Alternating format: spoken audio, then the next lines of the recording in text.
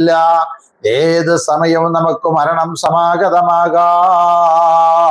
2 ദിവസമായി സോഷ്യൽ മീഡിയകളിൽ നിറഞ്ഞു നിൽക്കുന്ന മരണത്തിന്റെ കഥകൾ നിങ്ങൾ കേട്ടില്ലേ? അല്ലോ, വിദേശ രാജ്യങ്ങളിൽ മാതാപിതാക്കളോടൊപ്പം യാത്ര ചെയ്യുന്ന പിഞ്ചുമക്കളടക്കമുള്ള 5 മക്കളും മാതാപിതാക്കളും യാത്ര ചെയ്യുകയാണ്.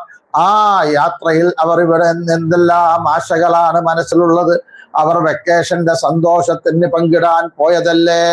അവർ വെക്കേഷൻ ആഘോഷിക്കാൻ അഥവാ സന്തോഷം പങ്കിടാൻ വെക്കേഷനിൽ ഒരു ചെറിയ ടൈം പാസിന് വേണ്ടി പോയതാണ്. യാത്രയിൽ മക്കൾ കിടന്നുറങ്ങുകയാണ്. ഉമ്മയും ബാപ്പയും മാറി മാറി ഡ്രൈവ് ചെയ്യുകയാണ്. ആ ഡ്രൈവ് ചെയ്യുന്നതിൽ തമാശകളും കാര്യങ്ങളുമെല്ലാം സംസാരിച്ച് കുറെ വാപ്പ ഓട്ടിക്കുന്നു, പിന്നെ ഉമ്മ ഓട്ടിക്കുന്നു. ക്ഷീണം വരുമ്പോ അവർ റെസ്റ്റ് എടുക്കുന്നു. അങ്ങനെ മാറി മാറി ആയിരക്കണക്കിന് കിലോമീറ്റർ യാത്ര ചെയ്തവർ അല്ലാ ആ 5 മക്കളും അവിടെ നിന്നതാ കിടന്നുറങ്ങുമ്പോ ഒരു വാഹനത്തിലാണ്. വായിച്ചതല്ലേ, കണ്ടതല്ലേ, കണ്ണ് അറിഞ്ഞതല്ലേ അവരുടെ ഖബറടക്കോ.